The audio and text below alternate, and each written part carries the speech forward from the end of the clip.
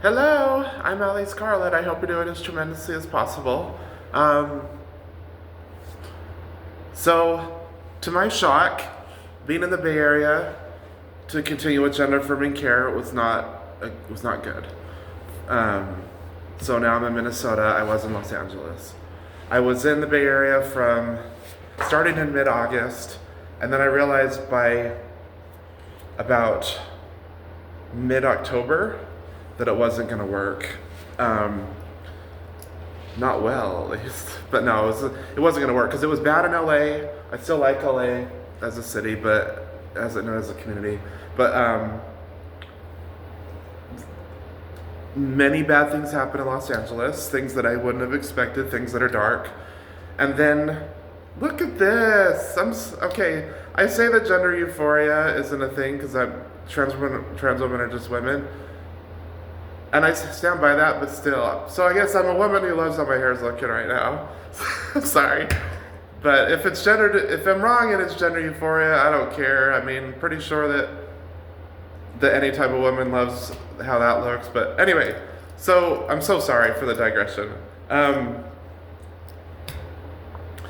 But the Bay Area has a counterculture. Like, okay, so I grew up in Utah. Utah has a counterculture, has a blue counterculture. And like you saw somebody in the counterculture murder Charlie Kirk in Utah, right? So no matter how blue or how red an area is, and let's not forget there's also like libertarianism and anarchism, right? But that said, like there's still countercultures. And what it seems clear is happening in the United States is because of this second Trump term, right-wing people are feeling like they can say things that they haven't been able to say for like a dozen plus years. Say and do things, you know? And I just saw that. It seems clear I saw that in the Bay Area that 3 out of 4 women's shelters that I tried to get into, I could not get into. I was denied it probably because of discrimination. And I've gone into detail a little on that. My own case manager didn't allow me to do, at the one I did get into, didn't allow me to do taxi rides for essential things, which is a service offered. I was almost hit by a car, like I avoided getting hit by a car, and there were drivers who yelled at me 3 times.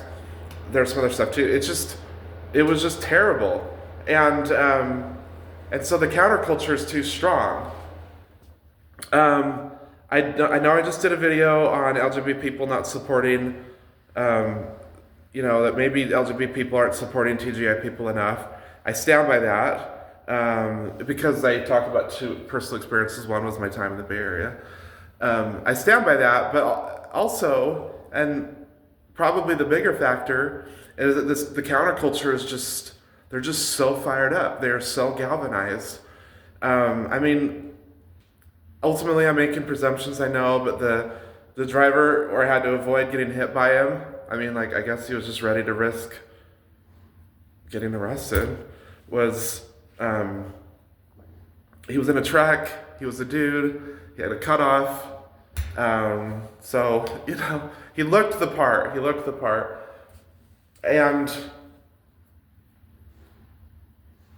And then, like, it's totally great to believe in Christianity, totally wonderful. Preach, worship, believe. But like, the case manager I had, the advocate, was a Christian. And so they're just feeling like they can just say and do things like they haven't done in a long time. Or maybe they never have, but now they've been frustrated for several to many years now. Let's say, but 2017 is when they started to get upset. Like, that's 8 years.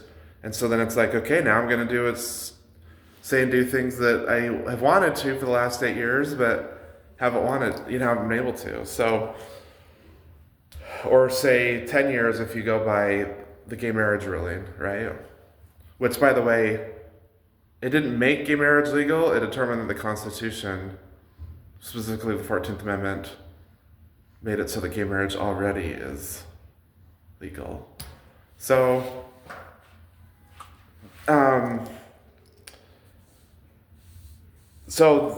I thought that Minnesota would be good because, well, first of all, I think the Muses wanted me here, to be frank. And I did a video with some details about that. Well, a lot of details. But also, I think, like LA, like New York, like Denver, like, I don't think the counterculture feels as fired up because they're not so. I mean, if you're right wing, first of all, you need to change your ways. But that said, you're going to be pissed because, being in the Bay Area, being in an LGBT haven, like, you're going to maybe be more fired up as a far right person there than as a far right person in Denver, LA, or New York. And LA was indeed bad for me. I was able to get 2.2 things compositely speaking, but I should have gotten 2.6 other things compositely speaking.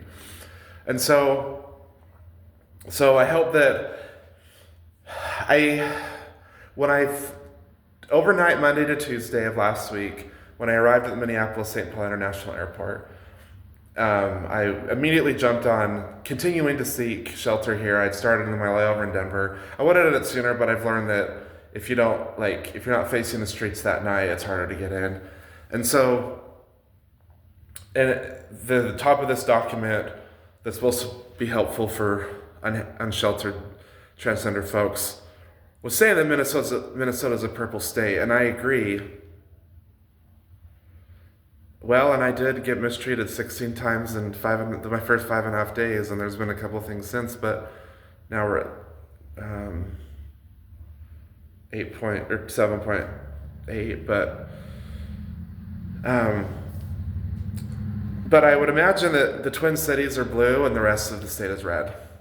So I'm still holding out hope. I still want to be true to this miracle. And I know there's trauma from conservative Christianity, LDS Church, Jehovah's Witness, etc. But I just want to call it. So I was calling miracles I've experienced since my gender acceptance and since I've been seeking gender affirming care to be wonders.